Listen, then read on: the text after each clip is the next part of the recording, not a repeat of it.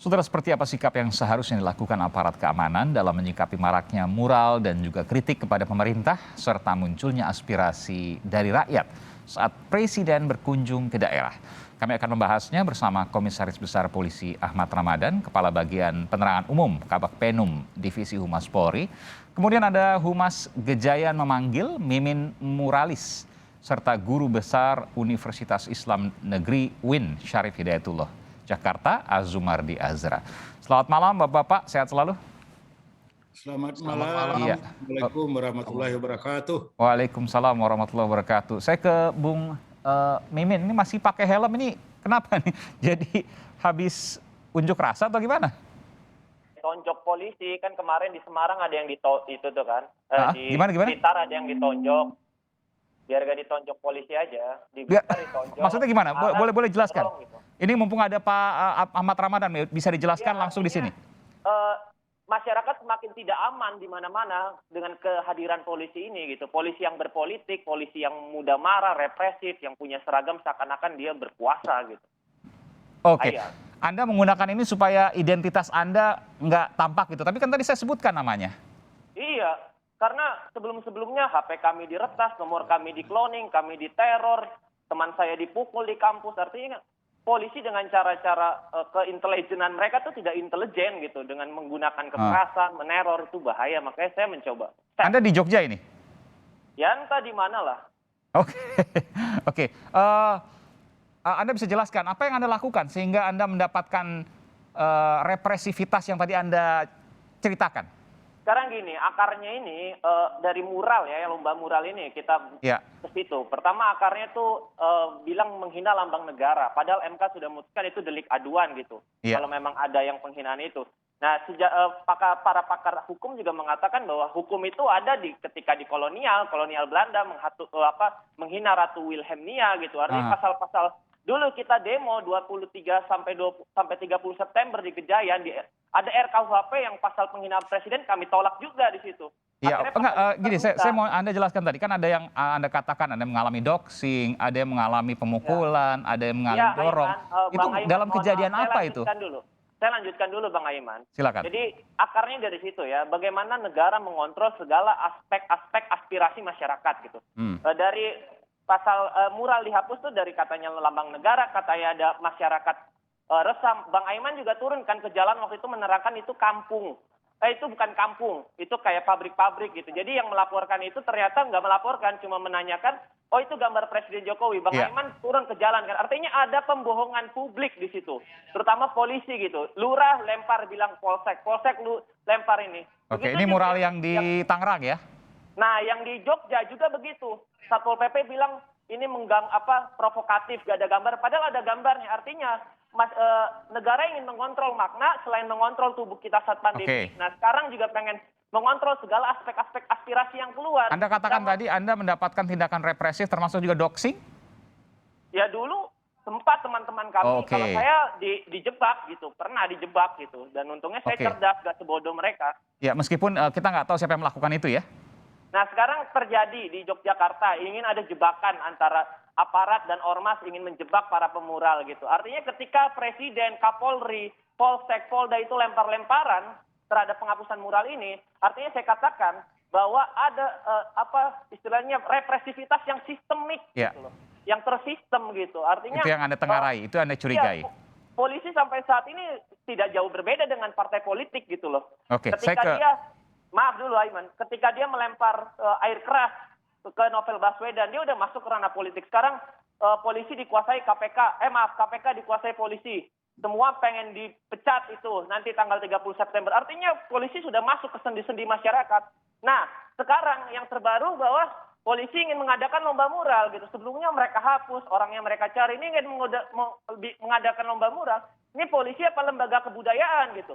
Apa arti lomba mural itu gitu, ketika masyarakat sudah kecewa dan tingkat kepercayaan kepada kepolisian itu paling rendah di masyarakat. Itu terbukti gitu. Demokrasi kita Indonesia di mata dunia udah jelek, udah buruk. Oke, baik. Kita berikan kesempatan pada Kabak Penum Divisi Humas Polri, Komisaris Besar Polisi Ahmad Ramadan. Bung Ramadan, ini banyak sekali tudingan yang disampaikan oleh Humas Gejayan Mimin Muralis. Ini silakan. Fakta, bukan tudingan, ini fakta. Ya. Pertama saya menyampaikan, memang benar kemarin dikeluarkan surat telegram Kapolri. Surat telegram Kapolri tertanggal 15 September 2001 itu terkait dengan kunjungan Presiden Republik Indonesia ke daerah, di mana dalam surat telegram Kapolri tersebut ada 4 hal yang disampaikan. Yang pertama adalah kegiatan pengamanan pada saat kunjungan Presiden agar dilakukan secara humanis dan tidak terlalu reaktif. Kemudian yang poin kedua, bila didapati ada kerumunan pada saat pengamanan kunjungan Presiden, maka tugas pokok adalah menciptakan situasi aman, tertib, dan lancar pada pengamanan Presiden tersebut. Kemudian Polri menyiapkan ruang kepada masyarakat untuk menyampaikan aspirasinya. Kemudian poin yang keempat adalah Polri mengkomunikasikan dengan masyarakat atau kelompok masyarakat agar tidak terjadi gangguan atau gangguan ketertiban umum. Ya, artinya ada revisi ya Pak Ramadan ya. Saya boleh katakan bahwa sebelumnya dianggap berlebihan. Betulkah itu? Bagaimana Mas Aiman? Ada revisi yang kemudian disampaikan oleh Pak Kapolri, Pak Jenderal Sigit, yang artinya sebelumnya dianggap keluar dari kebiasaan atau berlebihan. Ya, surat telegram ini memang mengacu di mana kegiatan pengamanan sebelumnya ya di saat kunjungan Pak Presiden, Polri dinilai reaktif ya, sehingga dalam rangka menjamin kebebasan menyampaikan pendapat di muka umum yang tentu hal ini dilindungi Undang-Undang Dasar maupun Undang-Undang, maka dikeluarkanlah telegram rahasia surat itu. telegram tersebut. Ya, artinya untuk mengembalikan kembali ke rel. Artinya mengakomodir apa yang diperintahkan kepada atau yang diharapkan kepada Polri dalam memberikan pelayanan kepada masyarakat. Itu satu hal, Bung Ramadan. Apakah kemudian soal mural juga termasuk dalam hal itu, tidak akan melakukan penghapusan lagi? Hari ini kita melihat misalnya ada di Bangka Belitung ya, kalau tidak salah. Ya, prinsipnya begini, menyampaikan pendapat di muka umum. Apakah itu lisan, apakah itu tulisan atau gambar, itu dilindungi undang-undang. Sehingga penyampaian pendapat itu Polri wajib melindungi. Demikian Mas, maksudnya kita tetap melakukan secara humanis dan tidak reaktif. Oke, Bung Min mau bicara apa? Iya, berarti Polri selama ini udah melanggar banyak gitu. Di Omnibus Law dulu kita bikin mural tolak Omnibus Law langsung dihapus, sementara tulisan yang lain tidak. Nah, di Jogja ada tulisan rindu keadilan dihapus. Nah, sekarang saya tanya, terma yang ingin dikuasai atau dimonopoli oleh polisi tentang ketertiban umum. Mas Aiman, saya nggak dengar apa yang disampaikan. Oke, nanti saya akan sampaikan Bung Ramadan. Saya tanyakan, gini, jadi terma apa yang kira-kira Bapak polisi ini ingin kuasai, ingin monopoli tentang ketertiban umum itu sendiri gitu. Tulisan tadi sudah dijelaskan Bung Mimin bahwa tidak akan lagi ada upaya-upaya yang reaktif bahasa polisi, kalau bahasa saya berlebihan. Nggak hanya berlebihan, itu nggak hanya reaktif, itu udah represif gitu. Ada ide-ide itu yang bersarang di rezim oligarki hari ini gitu. Bukan sebatas kesalahan polisi. Saya coba ke Prof. Azumardi. Prof. Azumardi, Anda setuju dengan apa yang disampaikan oleh Pak Mimin, Bung Mimin? Dan apakah Anda juga ada catatan terkait dengan apa yang disampaikan oleh Jenderal Sigit melalui telegram rahasia dan disampaikan oleh Kombes Ahmad Ramadan? Saya kira ini ada dua hal ya yang ada ya. Yang pertama himbauan presiden ya. Himbauan presiden, saya kira himbauan presiden itu termasuk yang membawa poster itu kan. Iya. Itu. Betul. Kalau yang dari Kapolri ya lebih dalam pengamanan presiden dan seterusnya itu. Termasuk juga mural. Iya. Ya, dua-duanya sih bagus, dua-duanya baik ya untuk ketertiban publik ya. Jadi oleh karena itu ini dapat menjadi pedoman ya baik yang dari Presiden maupun yang dari Kapolri bagi aparat kepolisian di bawah ya, jangan berlebihan lah, jangan apalagi sampai melakukan apa yang disebut sebagai police brutality ya. Kalau tadi disebutkan reaktif menurut Pak Ramadan, tapi menurut Bung Mimin disebutkan ini represif. Yang mana sesungguhnya yang dilakukan polisi? Kalau yang represif itu ya kalau misalnya polisi pakai menendang, pakai tongkat, pakai kayak demo-demo dulu itu. Itu ditonjok di Blitar orang naik motor. Nah, itu saya kira nggak boleh. Itu kejadian yang kemarin yang demo soal harga jagung? Ya itu poster harga jagung? Tanggal September 2019 banyak yang mati gitu loh. Maksudnya di mana nih? Turun ke jalan. Banyak yang meninggal di mana? Kawan-kawan, iya. Masih dalam satu periode Jokowi banyak yang meninggal gitu ketika September 2019. Oke, ini yang iya dulu. Oke, ini yang demo undang-undang KPK dan Omnibus Law ya. Kita bisa lihat Kapolri hari ini tuh jangan dilihat hari ini saja, lihat bagaimana reformasi gitu berjalan, bagaimana Orde Baru menyisakan nilai-nilai Kamtipnas kepada Polri ini. Ya, tapi kan ini udah 2 tahun lalu, artinya ada perbaikan, tentu ada apresiasi dong Bung Mimin. Ya saya pikir selama ini nggak ada perbaikan gitu, masih sama, cuma dikedok aja di depan doang, di bawahnya masih sama saya pikir. Di bawahnya masih sama. Apa indikatornya?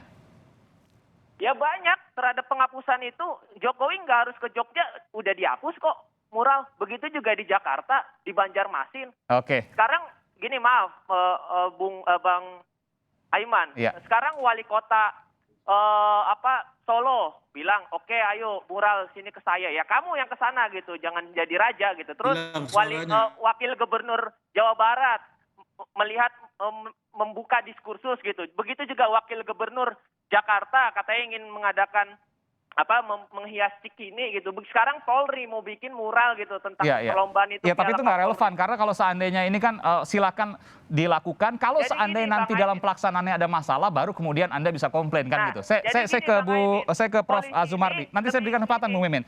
Prof. Azumardi, nanti saya akan beri kesempatan. Nanti akan ada segmen lagi.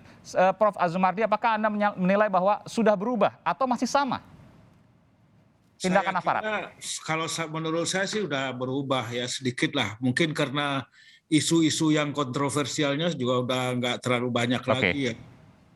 Memang pada waktu akan diuji nanti kalau ada isu kontroversial seperti demo undang-undang KPK misalnya atau Omnibus Law lagi misalnya kalau ada. Kita nggak tahu amandemen nanti ya. Pembahasan undang-undang Omnibus Law itu kan kontroversial semua ya. Dan memang pada waktu itu polisi boleh disebut main kayu ya, yang menurut saya sih kurang tepat lah gitu ya untuk menghadapi warga negara dengan keras seperti itu, nggak pas lah gitu ya. Meskipun bahwa ada komitmen akan lebih adoptif, akan lebih humanis dalam menghadapi demo, aspirasi, termasuk juga mural, ini komitmen yang baik tentunya.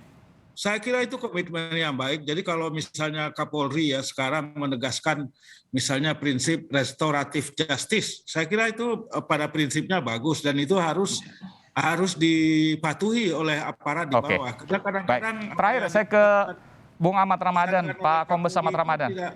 Tidak dilaksanakan di bawah kadang-kadang itu. Tadi disampaikan juga oleh Mimin misalnya selain juga tindakan represif, ada juga doxing misalnya. Doxing tentu kita harus jelaskan nih kepada publik yang belum mengetahui bahwa doxing misalnya mengambil data di handphone, kemudian cracknya atau menghacknya sehingga kemudian diambil alih dan lain sebagainya. Ini apakah kemudian polisi punya info terkait ini? Ya, saya sampaikan dulu ya tentang upaya-upaya yang dilakukan oleh Polri dalam menjaga kegiatan penyampaian pendapat di muka umum. Tentu pola-pola tersebut dilakukan, Polri mengedepankan preemptif, juga mengedepankan preventif. Jadi tidak benar kalau Polri mengedepankan represif. Tentu upaya edukasi, sosialisasi, itu adalah upaya yang dikedepankan oleh Polri. Upaya kedua adalah upaya pencegahan atau preventif. Sedangkan upaya represif itu adalah reaksi dari tindakan-tindakan oknum ataupun masyarakat yang melakukan hal-hal yang sifatnya mengganggu ketertiban umum. Misalnya ketika ada pengunjuk rasa melakukan pembakaran yang akan membahayakan orang, tentunya upaya-upaya itu dilakukan dalam rangka melindungi masyarakat yang lain. Iya, jadi gini Pak Jadi Ramadan, tidak kalau seandainya mungkin nanti ada orang kunjungan dalam presiden lagi keadaan misalnya, lalu ada baik-baik poster. terus Ada poster yang dilakukan kemudian tindakan kekerasan. menyampaikan sebuah pesan yang tidak terkait dengan ujaran kebencian, tidak terkait dengan menyerang kehormatan atau pencemaran nama baik, tidak akan kemudian dilakukan tindakan pengamanan. Betul, betul Mas Aiman. Ini komitmen ya dari kepolisian. Komitmen. Jadi tidak mungkin masyarakat menyampaikan aspirasi, menyampaikan pendapat dengan ini kan hak warga negara yang merupakan bagian dari hak asasi manusia. Ini dilindungi oleh Undang-Undang Dasar, dilindungi oleh undang-undang. Tentu Polri wajib melindungi para pengunjuk rasa, wajib melindungi penyampai aspirasi tersebut. Tentu sesuai dengan ketentuan undang-undang yang berlaku. Ada batasan-batasan yang juga diatur oleh undang-undang. Misalnya, ada pengecualian, tidak boleh dilakukan di lingkungan istana, tidak boleh dilakukan di tempat ibadah, tidak boleh dilakukan di bandara, di pelabuhan, di stasiun, di kereta api.